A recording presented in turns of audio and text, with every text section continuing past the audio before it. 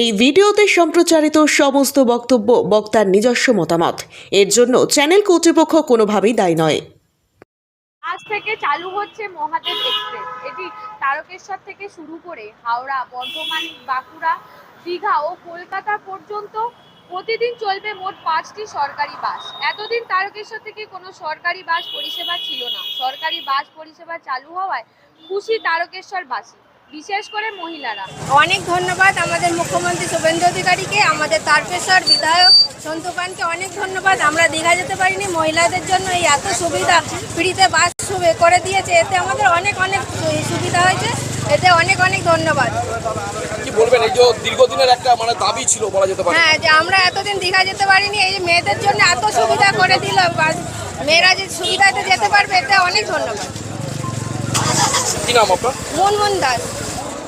প্রথমেই জানাই আমাদের মুখ্যমন্ত্রী শুভেন্দু অধিকারী মহাশয়কে ধন্যবাদ এবং আমাদের পরিবহন দপ্তর আর পরিবহন মন্ত্রীকে ধন্যবাদ জানাই। কারণ আমাদের খুবই মেয়েদের বেশিরভাগই খুব অসুবিধা হয় বাসে।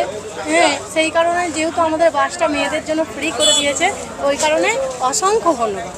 আর আমরা এমনি যাওয়ার প্ল্যান করছিলেন নাকি? হ্যাঁ, দীঘা সামনেই আমাদের দীঘা আছে, মেয়েরা সবাই মিলে একটু আনন্দ করতে চায়, তো ভালোই হলো, আমরা আনন্দ করবো এবার।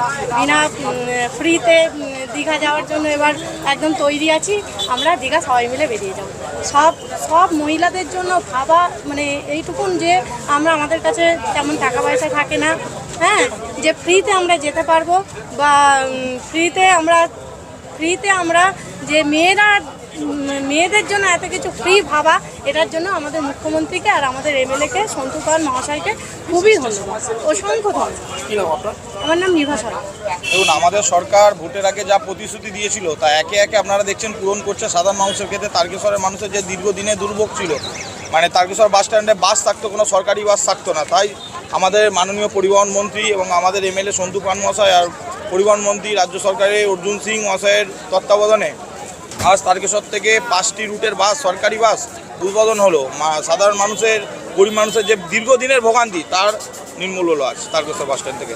5টি রুটের বাস আমাদের এখান থেকে কোন জায়গা যাচ্ছে? যেমন একটা তারকেশ্বর টু খড়গপুর আছে, তারকেশ্বর টু দীঘা আছে, তারকেশ্বর বর্ধমান আছে, তারকেশ্বর কলকাতা আছে, এইরকম 5টি রুটের বাস হলো। এমনকি আমাদের পরিবহন মন্ত্রী বলেছে, ধরুন মহিলাদের যে আগে বাসকে হাত দেখালে দাঁড়াতো না, আর তার জন্য হেল্পলাইন নাম্বারও করা হয়েছে। এমনকি কোনো রুটে যদি কেউ না লাগা, যদি অভিযোগ জানায়, মহিলাদের জন্য তো বাস ফ্রি করে দেয়। পুরোটাই ফ্রি করেছে আমাদের সরকার। শুভেন্দুবাবু তো বলেইছিলেন যে মহিলারা, সরকার যদি ক্ষমতায় আসে, মহিলাদের জন্য একাধিক একগুচ্ছ আর থাকবেই। আমরা তার মধ্যে বাসটা এসবিএসটিসি বাসেরও ভাড়া ফ্রি আছে বিভিন্ন রুটে। সেটা তারকেশ্বরও বাকি ছিল, তারকেশ্বর থেকেও শুরু হলো। কি বলবেন সার্বিকভাবে, কি বলবেন আজকে? সার্বিকভাবে আমরা খুব খুশি, তারকেশ্বরবাসীও অনেক খুশি, আমরা তারকেশ্বরবাসী হিসেবেও খুশি। আমাদের দলের পক্ষ থেকে আমাদের সরকার যে কথা দিয়েছিল, প্রতিশ্রুতি আজ পূরণ হলো, আমরা খুব খুশি। আর তারকেশ্বরে তো এসবিএসটি বাস ছিলই না, তো এই ক্ষেত্রে এত বড় মেলা, সেই মেলাতেও সুবিধা হবে।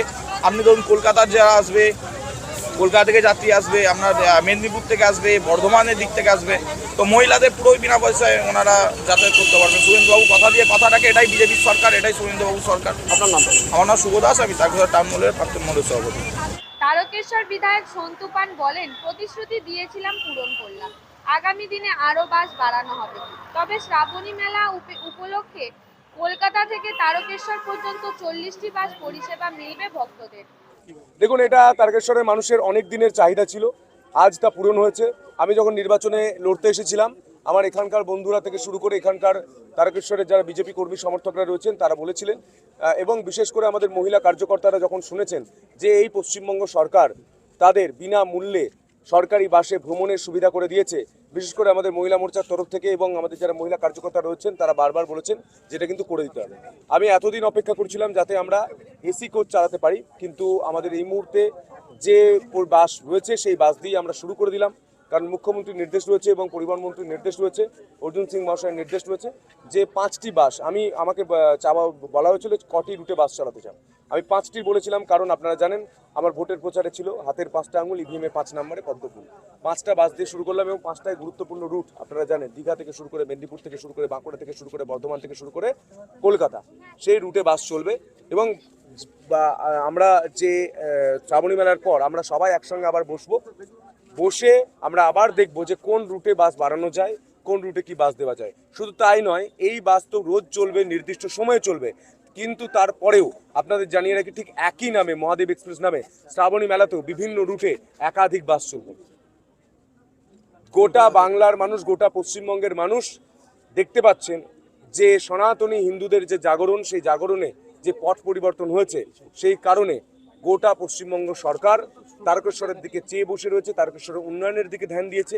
পরিবহন হতে পারে, সেটা পুরসভা হতে পারে, সেটা পঞ্চায়েত বিভাগ হতে পারে, প্রতিটা মিনিস্টার প্রতিদিন খোঁজ নিচ্ছেন এবং আগামীকাল রাজ্যের মুখ্যমন্ত্রী শুভেন্দু অধিকারী মহাশয় আসছেন, একদম হিন্দু ভক্ত হিসাবে আসছেন। অর্থাৎ বুঝতেই পারছেন আজকে থেকেই চালু হলো মহাদেব এক্সপ্রেস এবং এটি শুরু হবে তারকেশ্বর থেকেই এবং তারকেশ্বর থেকেই কিন্তু হাওড়া, বর্ধমান, বাঁকুড়া, দীঘা এবং কলকাতা পর্যন্তই কিন্তু পৌঁছে যাবে। এই বিষয়ে আপনারা কি বলবেন অবশ্যই কমেন্ট করবেন কমেন্ট বক্সে। এ ধরনের খবর পেতে নজর রাখবেন ডিএনএন বাংলায়। ডিএনএন বাংলা সবার মনে সবার